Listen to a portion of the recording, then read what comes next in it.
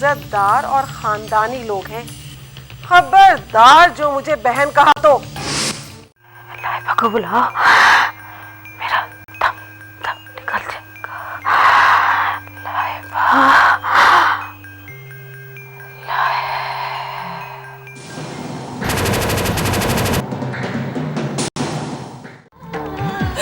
हमें एक बार मेरी तरफ देखें, हमें कुछ बोले ना।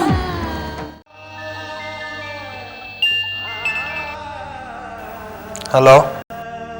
हेलो रोहेल भाई। जी, बात कर रहा हूँ। मैं महक बात कर रही हूँ, लाइबा की दोस्त। क्या? लाइबा की कोई बहन भी है? 7-8 महीने हो गए शादी को, ना कभी देखा ना कभी सुना। तुमने देखा है क्या? देखा महक, उनके घर से कोई भी नहीं आया। आते भी तो कैसे? मैंने फोन किया था रोहेल भाई को, लेकिन उन्होंने मेरी बात सुने बगैर ही अपना मोबाइल ऑफ कर दिया। फिर मैंने तुम्हारे घर पे फोन किया, शर्मीन भाभी से बात हुई, लेकिन पता नहीं उन्होंने किसी को मेरी बात बताई भी या नहीं।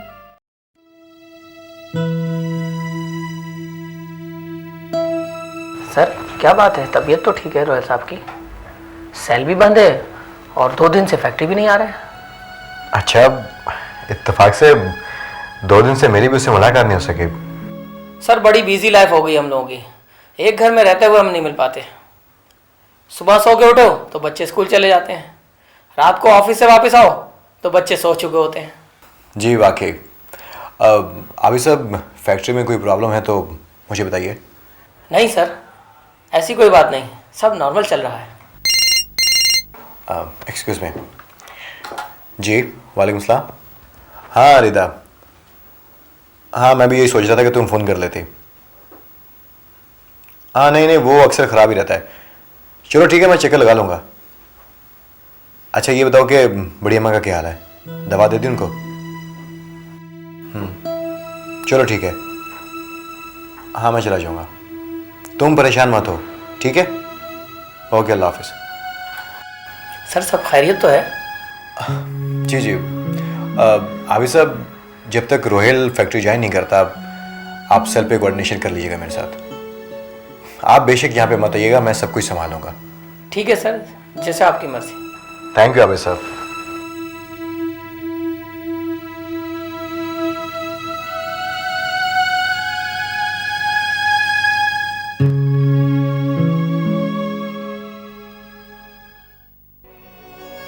पता नहीं किसकी नजर लग गई इस जन्नत पे।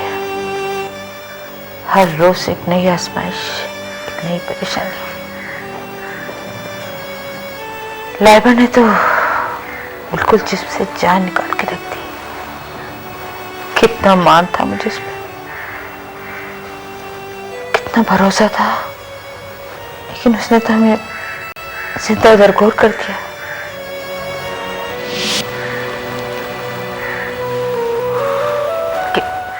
क्या बात है बेटा, इतने परेशान क्यों?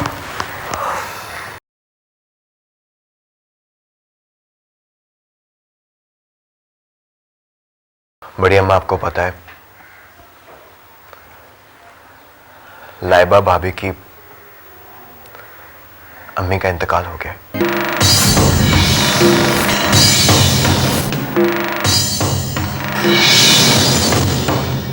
लेकिन कब? 3 दिन पहले। मैं अभी लाइबा भाभी के घर पे गया था तो वहां से मालूम पड़ा।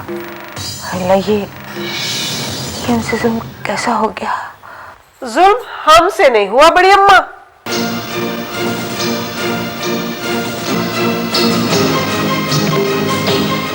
खुद उनकी बेटी से हुआ है अम्मा।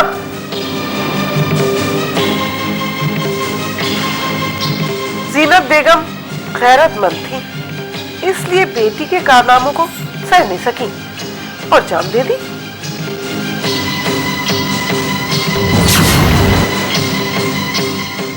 अम्मी प्लीज, आप ऐसी बातें मत कीजिए।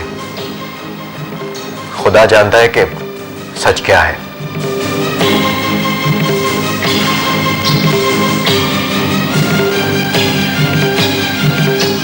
मगर हमारे जरा से शक ने आंटी की जान ले ली। क्यों? जब हमदर्द बनकर पहुंच गए थे वहां तो सच जानकर भी आते। मैं पूछती हूँ, गए किस रिश्ते से थे वहां तुम? बहू, ये मत भूलना कि इस घर के बड़े हम अभी मौजूद हैं। माफ कीजिएगा अम्मा, बात मेरे बेटे के मुस्तकबिल की है, इसलिए अब मैं खामोश नहीं रहूंगी। चलो शर्मीन।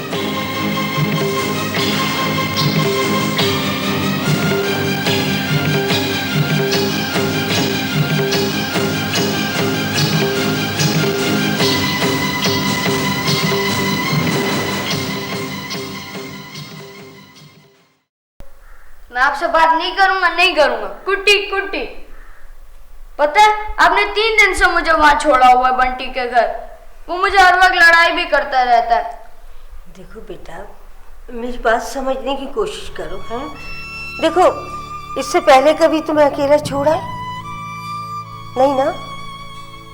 वो असल में पता है, तुम्हारी मम्मी की मम्मी है ना, उनका इंतकाल हो गया है। वो क्या होता है बुआ? बेटा, वो अल्लाह मियाँ के पास चली गई हैं और मालूम है तुम्हारी मम्मी कितना रो रही थी। वो तो उस दिन भी रो रही थी जब 2 आंटी और अंकल आए थे। वो उसकी जेठानी, और वही तो सबसे बड़ी दुश्मन थी उसकी इस घर में, और उसी को वो दूध पिलाती रही। वो मम्मी की मम्मी कैसी थी? वो यहाँ क्यों नहीं आती थी? क्या मैं उन्हें अच्छा नहीं लगता था? बेटा, वो बहुत अच्छी थी और वो तुमसे बहुत प्यार करती थी, मगर वासे की मोहब्बत उनके नसीब में नहीं थी। तो वो उनको वापस बुला लेना, मैं भी मिल लूंगा उनसे। मम्मी भी नहीं रोएंगे। नहीं नहीं बेटा, ऐसी बात नहीं कहते हैं। देखो, जो अल्लाह मियाँ के पास चले जाते हैं ना, वो कभी वापस नहीं आया करते। बुआ, अब तो फिर मम्मी हमारे साथ ही रहेंगी ना? हाँ बेटा, अब वो जहाँ भी रहेगी तुम्हारे साथ ही रहेगी। अच्छा बेटा, जाके कपड़े बदल लो। है? शाबाश।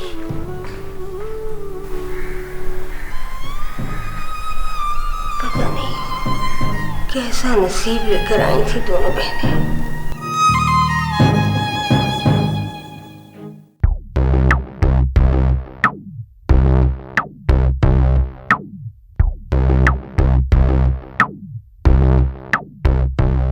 आखिर आपने फैसला कर ही लिया वकील साहब। जी हाँ। पुरानी वसीयत के डॉक्यूमेंट्स के साथ या आप मेरी बताई हुई जगह पर आ जाएं, या मुझे बता दें कि कहाँ आना है, क्योंकि नई वसीयत में क्या तब्दीलियां करनी है कि मैं ही आपको बताऊंगा। हमारी एक मुलाकात बहुत ज़रूरी हो गई है सुहेल साहब। मगर ये मुलाकात ना तो पुरानी वसीयत के हवाले से होगी और ना आपके कहने के मुताबिक नई बनाए जाने वाली वसीयत के हवाले से। फिर बिजनेस सिर्फ आप ही को नहीं, मुझे भी आता है सुहेल साहब। अब तक मैं आपकी शराइत मानता चला आया हूं। अब कुछ मेरी शराइत आपको माननी पड़ेगी। कैसी टर्म्स? बहुत मामूली सी शराइत हैं, बस यूं समझे कि गिव एंड टेक वाला मामला है। भाई अब तक सारी बातें हमने आपकी मानी है, अब कोई एक आध बात आप हमारी भी मान लीजिए। हिसाब बराबर करना है और क्या है। ठीक है, कल मिल लेते हैं। Okay bye.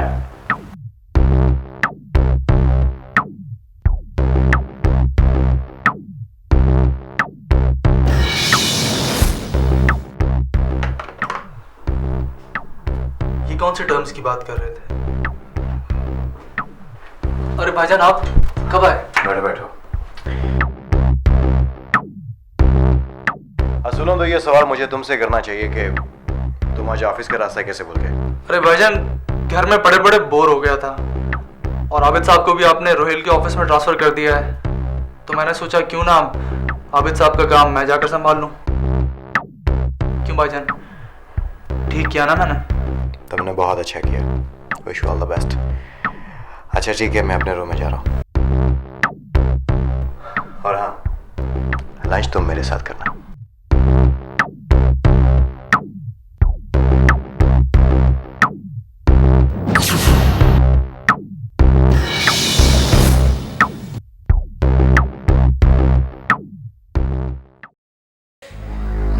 मैंने तुम पर रहम खाकर तुम्हें एक मौका दिया था जिसे कि तुमने जाया कर दिया, और अब सूद यानी कि इंटरेस्ट के साथ ना सिर्फ तुम आओगी बल्कि अपने साथ 2 लाख भी लाओगी, और वो भी 2 दिन के अंदर अंदर। वरना मैंने तुम जैसा मीन और घटिया इंसान अपनी जिंदगी में नहीं देखा है।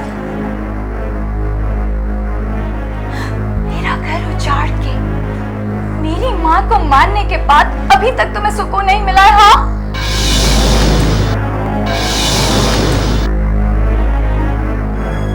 अरे बताने को रह ही क्या गया है? क्या बताओगे तुम और किसे? अब वो सुनो मिस्टर सीमा, जो मैं तुमसे कह रही हूँ।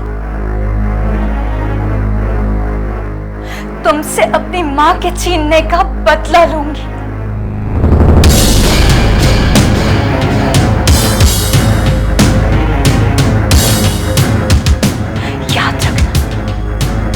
याद रखना सीमा, I mean it.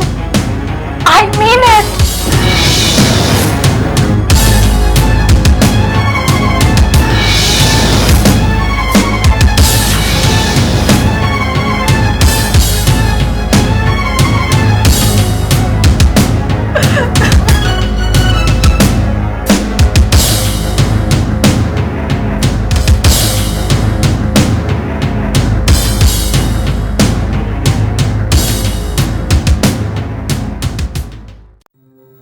लाइबा, ये तुमने अच्छा नहीं किया।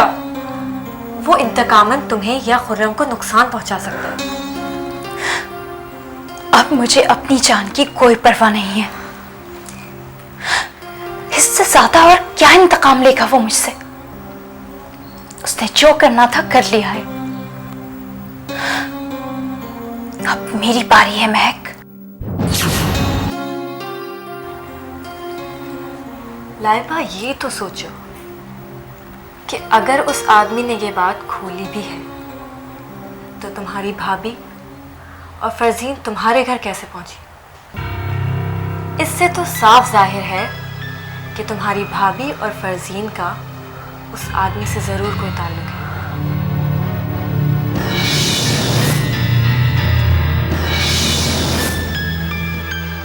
और ऐसा है तो आंटी के मुजरिम उससे ज्यादा शर्मीन भाभी और फरजीन हैं।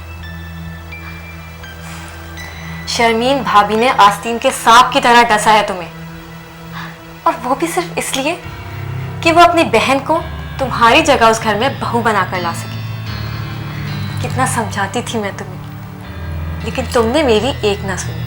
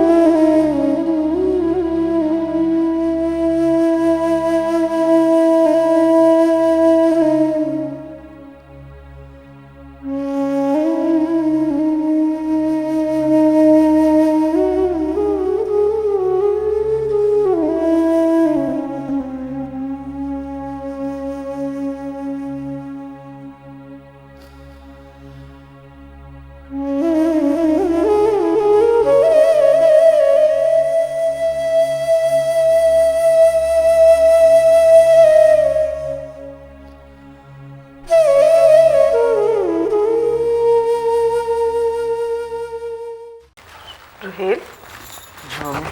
क्या बात है, सोई नहीं अब तक? मम्मी बस वो नींद नहीं आ रही थी। अपने आप को संभालो बेटा, क्या हालत बना ली है तुमने। ना फैक्ट्री जा रहे हो, ना खाने पीने का होश है। किसी और के गुनाह की सजा क्यों दे रहे हो खुद को?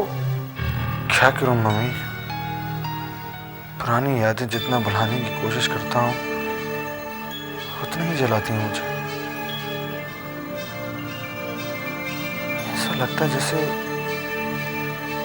मुझसे अनजाने में कोई बहुत बड़ी भूल हो गई। वो तो हुई थी तुमसे, मगर शुक्र करो जान भी छूट गई। हमें तो जो सजा दी सो दी लाइबा ने, मगर असल सजा तो उसने अपनी माँ को दी है। खा गई बेचारी को। क्यों, क्या हुआ आंटी को? अरे होना क्या था, वही जो इस तरह की बेटियों की माओ के साथ होता है। मर गई बेचारी। क्या?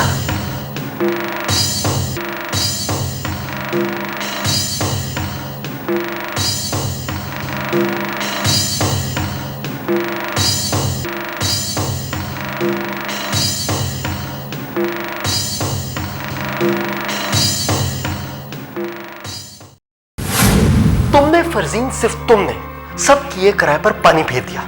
सच सच बताओ, तुम लाइबा को कैसे जानती थी? ओ सीमा, तुम बिला वजह पे मुझ पे शक कर रहे हो। मैंने तुम्हें बताया तो था, लाइबा मेरी कॉलेज लाइफ की फ्रेंड थी। तो फिर इतना इंपॉर्टेंट राज जो मेरे, तुम्हारे और लाइबा के अलावा किसी को मालूम नहीं था, उसकी फैमिली तक कैसे पहुंचा? बताओ मुझे।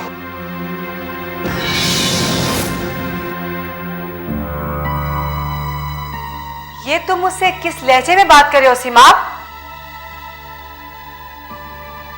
मैंने तो सिर्फ लाइबा को फोन करके थोड़ा सा डराया था। अब किसी ने एक्सटेंशन पे मेरी बातें सुन ली तो मैं कुछ कह नहीं सकती। फरजीन, तुम्हारे जरा से इंतकाम ने मेरे हाथों में आई हुई सोने की चिड़िया को उड़ा दिया। कितनी मुश्किल से काबू किया था उसको। क्या बताया तुमने लाइबा को फोन पे? मैंने उसको कहा कि मैं तुम्हारे बारे में बहुत कुछ जानती हूँ और अब मैं तुम्हें बहुत जल्द बदनाम कर दूंगी। रोहेल को जानती हो तुम? रोहेल? नहीं तो। कहीं तुम अपने उस दोस्त की बात तो नहीं कर रहे जिसकी कॉल मैंने तुम्हारे मोबाइल पे रिसीव की थी? याददाश्त बहुत अच्छी है तुम्हारी।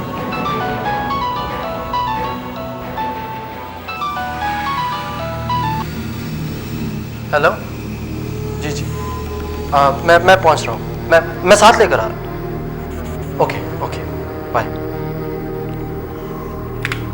अभी तो मैं जा रहा हूँ, लेकिन इस मामले की खोज जरूर लगाऊंगा मैं। ये तुम याद रखना मिस फरजीन।